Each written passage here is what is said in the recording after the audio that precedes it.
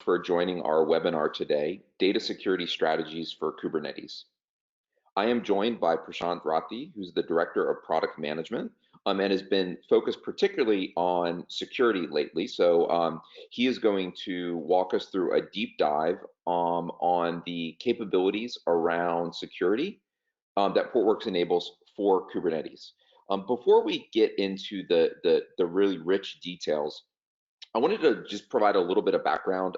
I know many of you have probably seen other webinars from Portworx in the past, so I'm not going to spend a whole lot of time on this, but I want to make sure that we don't lose the forest for the trees as we start to talk about these capabilities. You are in the right place if you are building an application platform on top of Kubernetes. That could be for an internal platform as a service. You might be a SaaS provider that is using Kubernetes as the way to build and run your massive scale application. All of those use cases are ones that Portworx is very familiar with and are very common across our customer base. And the reason our customers and you are building on top of Kubernetes is because you're really looking for that DevOps-driven agility. You're looking to automate your entire application platform from a deployment to a management to an update perspective. You're looking to innovate faster. Maybe you're going after some cost savings through the density benefits that containers enable. But if you're like most customers, you start to run into issues with certain applications within your organization that have really challenging business requirements. These could be, traditional enterprise applications that manage sensitive user data, or maybe have, strict SLAs around performance and backup and recovery. You might have some business transactions that are taking place maybe on your SaaS platform, or again on your enterprise internal platform. And the reason that these types of applications with these requirements end up being challenging is because Kubernetes alone was not designed to run these types of applications. Now, that doesn't mean that you can't run these applications on Kubernetes, only that you need additional add-ons. And luckily, Kubernetes was built with this extensibility model in mind.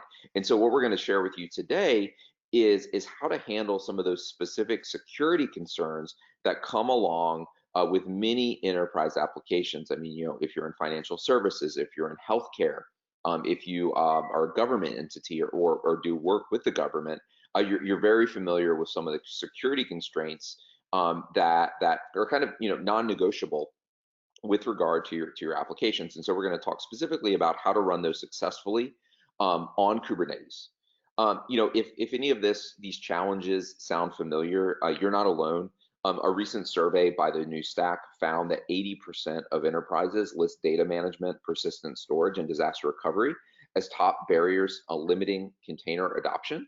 And Portworx and Aqua Security recently put out a survey that listed security as the #1 most important challenge for containerizing applications. And when we dug into specific security challenges, it turned out that data security was the #1 overall security challenge, followed by runtime security. So we're going to look at a lot of the strategy that you can use to address those concerns. You can think about Portworx at a high level as being a complement to your Kubernetes platform. So just as Kubernetes provides automation and management for compute layer, Portworx is going to provide automation and management for your data layer. And at the end of the day, what we're going to provide is a storage and data management solution that gives you the security, the reliability, and the performance that you'd expect from enterprise class traditional infrastructure, but delivered in a way that's fully automatable, that's fully integrated with your DevOps workflows, and is fully integrated with Kubernetes itself. Portworx really brings a unique mix of experience to this problem of providing that secure, performant, and reliable storage and data management system in a way that modern enterprise teams expect. So the first is that, about half of our company really comes from the enterprise storage and data management space, having built kind of storage solutions at companies like Dell EMC, NetApp, and more. And so we understand the hard challenges around building a reliable storage system when we are ultimately the steward of a company's most precious resource, their data. But unlike a traditional enterprise storage company, the other half of our brain comes from this modern DevOps-driven, microservices-driven world. One example of that would be our VP of product, Eric Hahn, was at Google on the Kubernetes team when Kubernetes was launched to the world. And so, he and his team and the rest of the company is always thinking about, not just how can we protect data, how can we make it available, how can we make it secure, but how can we do all of that leveraging the automation of Kubernetes. It's really a different way of building and running applications. And all of that, as you'll see in Prashant's presentation around some of our API controls, is built to be completely automated from the ground up. And finally, we do all of this within a context of understanding that all applications are going to be multi-cloud in the future. We're not just going to run our applications in one location. We're not going to just use one cloud. We're going to have multiple environments, multiple clouds, and we need to solve the specific security, data mobility, and management issues that come along with that. Just to maybe assuage some of your concerns about this sounds really interesting, but who is this company? We believe we're the most widely used data platform for Kubernetes today. You can see some of our customers listed here. Everything that we're talking about today is not theory. We put it into practice, and we put it into practice with some of the largest Kubernetes users in the world. And so we'd encourage you, if you think you have unique problems or unique industry, please reach out to us. Chances are we've seen it in the past and can work with you to implement it successfully within your organization, like we've done with so many others. So again, we're going to talk about PX security today and security for Kubernetes more generally. PX security is the name of the platform capability that we're going to focus on today. But the Portworx platform is broader than just security. Security is a key capability, but we really bring those security features to the rest of the platform, enabling our persistent storage for containers, enabling our data management and data mobility capabilities, enabling our disaster recovery capabilities. And so, if you haven't seen some of our other webinars, I would encourage you to go and just look around our website. We've got many links to them throughout the site, and so that you can understand the complete platform itself. But to keep our topic really focused today, I'm going to turn it over now to Prashant, who's going to dive into PX security and show you how you can successfully run mission-critical applications on Kubernetes. So with that, I am just going to switch Prashant to the presenter, and I will let him take over from there. All right, thanks, Michael, so much. Just a second here till I switch to my screen. Okay, you should be good to go.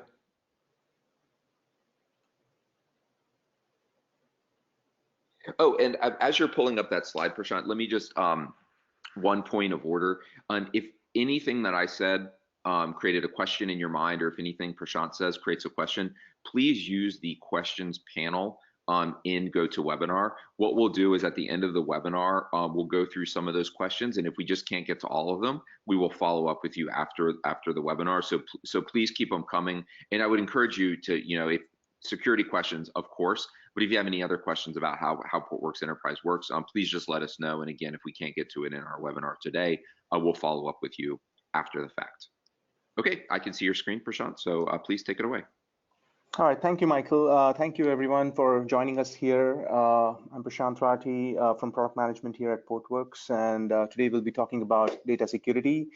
As Michael alluded to earlier, security is one of the most important challenges for some of our users and customers in this space who are trying to take their mission-critical apps into production with Kubernetes. And although Kubernetes and the ecosystem does provide some security around, or some policies around securing data and securing access to data, they're not granular enough. And that's why we are talking here today about PX security and Portworx as the big puzzle in the data problem around Kubernetes. We think that it's something that needs to be dealt with, and that needs to be dealt with in a much more granular way.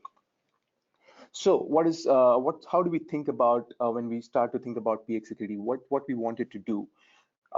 When it comes to the enterprise, there are established security policies when it comes to controlling specifically how the users set up their authentication credentials and what they are privileged to access.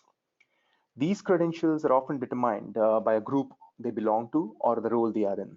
And this is pretty common, and it's often implemented via integration with standard user management systems like LDAP or Active Directory. So when enterprise keep adding new products and services to their portfolio, they don't want to reinvent the wheel. They actually just want to expand these set of controls to prevent any compromises and breaches when it comes to data. Cloud native applications are no exceptions to this. And even though a subset of such controls exist in Kubernetes, there is no way to authenticate and authorize direct access to data. So that's where PX security comes in. And by adding these features natively in the data layer for containers, the Portworx platform brings self-service and trust together to empower greater agility in application development. By integrating the security layer with the open storage SDK and adhering to industry standards, PX Security makes it easy for customers to securely onboard new applications to the Portworx platform with a cloud-native architecture for the enterprise. As you can see here, trust and self-service has to be there. Even when users want to be more agile, they want to develop at a much more rapid pace and also want to collaborate with each other. That's something that cannot be compromised. So what are these security pillars? What are these important tenets when it comes to security? Portworx security centers around the ubiquitous JWT-based authentication and authorization model. This technology is currently used by major internet systems and providing the most proven secure model for user and account identification. There are 4 pillars that we're going to be talking about in much more detail here. Firstly, authentication. Authentication is used to verify that the user can be correctly given access to the system in the first place by verifying that the token is correct and it's generated from a trusted issuer. Authorization, on the other hand, verifies access that a particular request that the user makes is valid based on the role of the user and based on where it stands in the system as defined. Thirdly, encryption. Encryption, we all know encryption of data as well as making sure the access to the APIs is also encrypted. And finally, ownership. Ownership is what keeps account for determining access to the resources. Now, in each of these, there are, and based on our approach and based on traditional approach, there are pros and cons. We are using a token-based model so that we don't have to save any usernames or password with us. We use them on a runtime basis. We get rid of them as soon as that we use a token on a runtime basis, and we don't have to save anything with us. Access control at the data layer applies as an additional granular access layer, and encryption and ownership are self-explanatory. Now let's take a closer look at each of these one by one. When a user comes to Portworx and wants to use Portworx Enterprise in a secure manner, what the user will need is a token that they will have to request from the OIDC. Once the user makes an API call, Portworx will determine the validity of the user through this token. The token is usually created by a token authority like an OIDC provider, or it can be also self-signed, as we'll talk more later. This will contain information about the user in the claims section. When Portworx receives this request from the user, it will check the token validity by verifying its signature using either a shared secret or public key provided during configuration. As you can see in the example here, the user is trying to create a volume and is passing a token to create the volume with the volume create call. Portworx in the background will validate the token and the public key, and if it's all valid, gives user the access.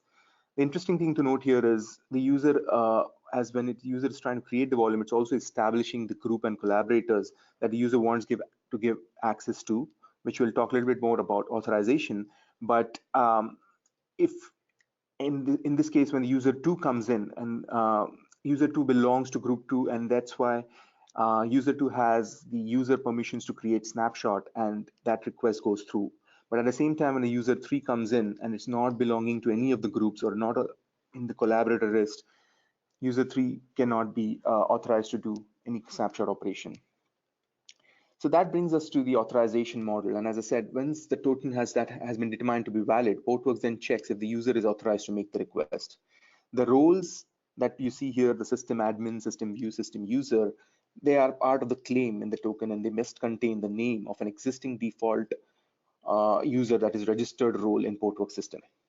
A role is a name given to a set of RBAC rules which enables access to certain SDK calls. By default, we have three roles. First one is the admin role, which allows user to any SDK calls. Then there is the view user, which only allows user to make SDK read-only calls. And then finally, the system user role, which allows them to administer volumes, which is going to be the most common case.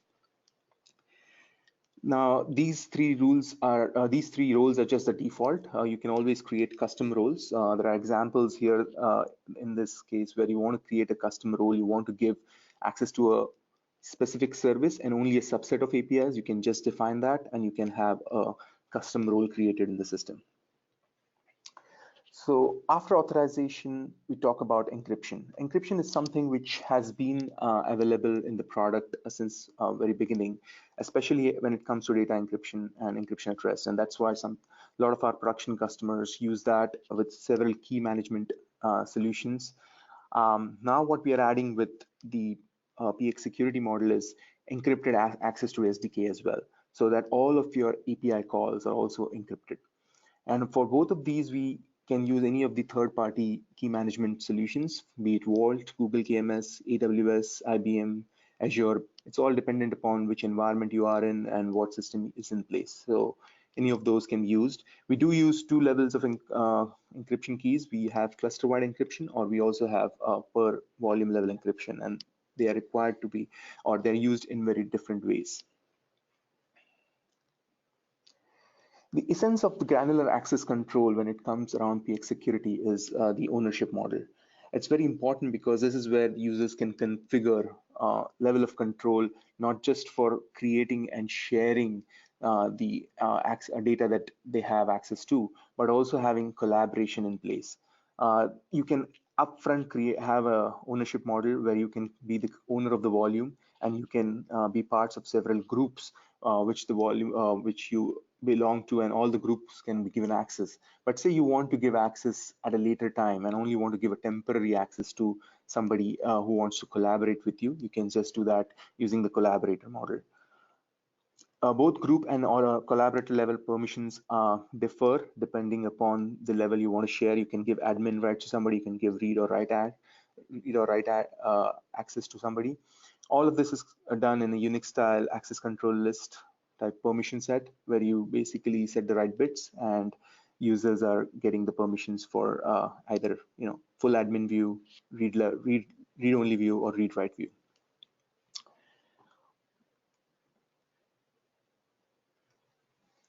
So one question which typically comes up is, how about user management? What are you doing with user management? And one thing I would like to point out upfront here is that PX security does not do any user management, but all the reasons mentioned previously, it integrates with existing systems. And the reason that is because the ecosystem or the user management is mostly in place at most enterprise customer sites, and they are using some service provider to do that. We just wanted to make sure it becomes very easy for them to onboard these applications. So in a typical user management, you can do, here we have, you would have an LDAP or Active Directory system. Just to recall, Portworx security supports two types of token generation models, OIDC and self-generated tokens. All right. Token generation can be done by any JWT compliant application, which sets the claims required for Portworx. For convenience, the administrators can also generate user tokens using our command line tool Pixie-Cuttle. But what we really recommend is using some kind of an OIDC issuer, and that is because of its ability to manage thousands of users. Enterprise customers typically deploy an OIDC service anyway. There are many public and private OIDC providers. Customers could use public providers such as Okta, Auth0, etc. Or they can use private providers such as Keycloak, Cloud Foundry, UA, Dex, Tremolo. There are a bunch of these. Keycloak is something which is available open source, something which we have used internally, and it works pretty well for this particular use case. Now, security, as we started earlier, in itself, Portworx in itself and security in itself cannot be just, it's not going to complete the puzzle for you. You're using an orchestrator in the background. So how does PX security work when it comes to schedulers, right? And the most popular out there is Kubernetes, so I'll start with that. There are two specific ways or workflows in Kubernetes. One way is using Portworx Kubernetes in-tree driver that communicates with the REST server on port 9001. This was sort of the old model which most people use to do dynamic volume provisioning. This is where the contents of the secret are passed through to the 9001 port so that the SDK gets them. And then from then on, the SDK will drive the right level of access for the Portworx elements underneath it. The new and the upcoming more recommended approach, I would say, is using Kubernetes CSI, a much more simpler model. It uses the sidecar container that provides the secret information. And that's something it's been supported since CSI version 1.0, which was released alongside Kubernetes version 1.13. A lot of our customers are onboarding to CSI, and we see that as being the more popular approach or going forward. There are other orchestrators that Portworx supports, and we have customers using DCOS, Nomad, and for those customers, we use the Docker volume plugin interface to pass the token as part of the API request to the SDK. So just as you create, say, volume, and you use the Docker volume API to create the volume, a new parameter called token will be passed, and you will just reference your token alongside that parameter to give SDK the right access then to control the access to the Portworx elements. So in general, we've spoken about PX security. We've spoken about how it integrates with Kubernetes and how important it is to have granular access with authentication, authorization, encryption, and important to keep the ownership model in place. We've also spoken about how the user management still stays the same. It is controlled, and it is basically integrated with your existing user management solutions around LDAP and Active Directory and so on. And finally, we've also talked about how easy it is to use the SDK with schedulers and how it is easy to put PX security in place. I would recommend you to look at more material on our website, on our doc site, and also look at PX security more seriously if you're considering scaling your production deployments when it comes to creating a new ecosystem of cloud native apps. So that's it for today. I think, Michael, I've covered everything we have, and yeah, let's look at any questions that may have come up. Okay, great. Thank you so much, Prashant. That was very informative. Appreciate it. So just a reminder, folks, if you have any questions, please put them into the questions panel. I see that we already have some. So we are running up on our 30-minute time limit, so I'm going to try to get to about 3 or 4. And if we don't get to yours, again, we'll follow up with you after the webinar. So please put that in now. Okay, so just looking through the ones that are coming in. Okay, so this one is an interesting one. So the person said, I know that Kubernetes offers role-based access controls. How is RBAC from PX security different from what Kubernetes offers? Could you answer that one, please, Prashant? Yeah, one thing to realize here is the RBAC offered by Kubernetes is specific to all the resources and objects in place in Kubernetes.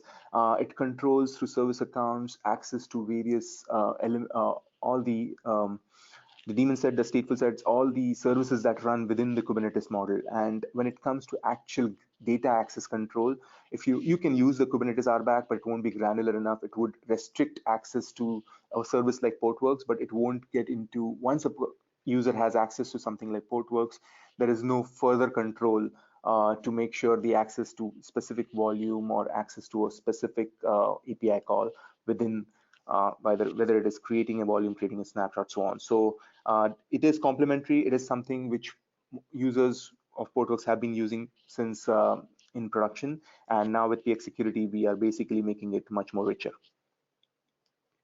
Okay, thank you for that. So another question here is, this is from, well, I'll just read it. The person said, I am an OpenShift user. Do these security features still apply to OpenShift? Can you talk about that, and maybe you can extend it as well, Prashant, just to kind of all of the different distributions of Kubernetes?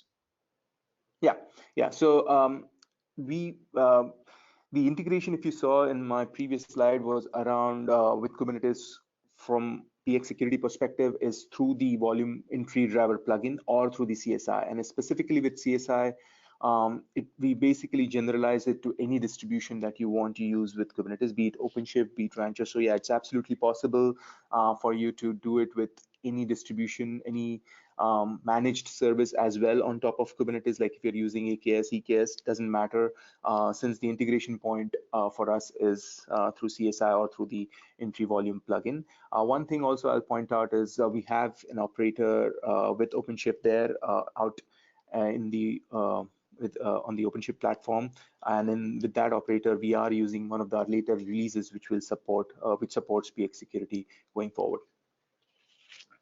Okay, great. So we are right at time, so we're going to have time for one last question. And again, I apologize, folks, if we didn't get to yours, but we will follow up with you after the webinar. So the last question is, when is this available? Is this something that's coming up, or can folks use it today, Prashant? Yes, so it is something you can use today. It's available since 2.1 release of Portworx alongside disaster recovery. Both of those are, to my mind, very, very critical features as you go forward and build your whole application stack with Kubernetes and data management solution like Portworx. So yeah, go ahead, give it a try and give us feedback. Definitely all ears to get your feedback and make sure we improve it further. Okay, great. And with that, we are going to end, folks. Thank you so much. There will be a little poll at the end, or a little survey at the end, if you wouldn't mind filling that out, just to give us some context and some feedback on the webinar. And with that, have a great day. If you have any questions, please come to portworx.com and just click on the Contact Us button or the requested demo, and happy to follow up with you specifically. Thanks a lot. Have a great day. Bye.